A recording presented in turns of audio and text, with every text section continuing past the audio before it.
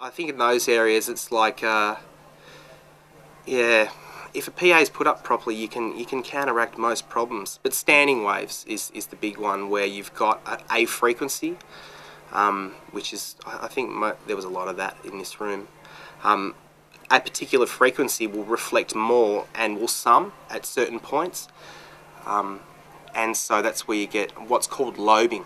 You notice it a lot in the lower register when a bass guitar will play a particular note and just goes and just hangs forever. Sometimes a room will just have a note in which it doesn't matter what instrument it is. If it hits that particular frequency, it's just going to take off, and without just ripping that whole frequency out of your mix, there's nothing you can do. So you just have to live with it. Yeah, live with it, or just try and go halfway. Take it far enough out that it's not really affecting your perception of your mix, and it's not making it sound thin, but at the same time you don't want it to be taking off and rattling people's eyelids. But yeah, standing waves, I mean, it's really just, that's a frequency dependent thing, and that's more to do with the shape of the room than anything else. Anything that's got 4 straight walls is going to be hard work. If it's got uneven lengthed and oddly shaped walls, surprisingly it's a better sounding room, because you don't get standardized reflections. You get reflections going in all these different directions, and you don't get anything meeting in the middle and standing, which is the big problem with live sound. There's some places here that the old theaters that are converted, and there's other, not just in Chicago, but the old converted theaters. I mean, like movie theaters. So they have the balcony overhangs, and if you're standing in front of the balcony, they sound great. Standing behind the balcony, about 2/3 of the theater, they sound like horror. Yeah. What do you do? What do you do when you have a room that's like that, literally the sound? I mean, if you've had to deal with that, where the sound stops at some point. Oh, absolutely. There's a lot of those old theatres. We've got a bunch of those in Australia as well, where they've got the mezzanine level that goes right in halfway into the theatre, and the mix position is right at the back of the room. Again, it's just referencing, and so you have to run around a lot during sound check, effectively.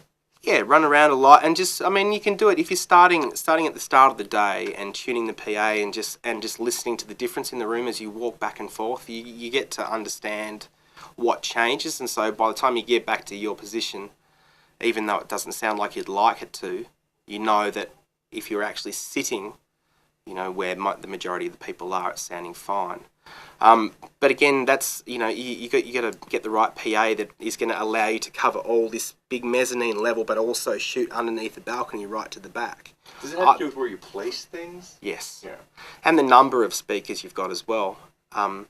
In theatres, we find that a lot of line arrays, because you've got adjustable points in between, you can adjust the gaps and where they fire, so you can almost split.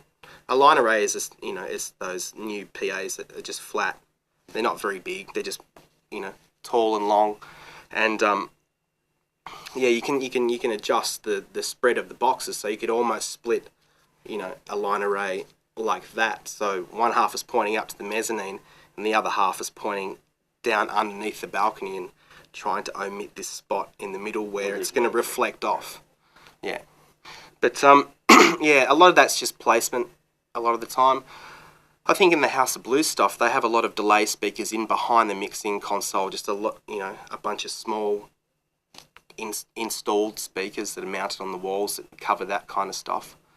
But sometimes you've just got to, just got to accept that people have paid for the seats and they know what seats they've bought, and so if they come complaining about the quality of the sound, but they're sitting right up the back at the top, it's just like, well, what do you expect, unfortunately? That's how it is. Yeah. That's how it is. Or if you're at a basketball stadium or something. Yeah. It's going to sound horrible everywhere, unless you're right in front. Absolutely. Well, hey, I think we got enough. I appreciate you taking the time. No worries. All right. Won't you come with me to a place in a little town?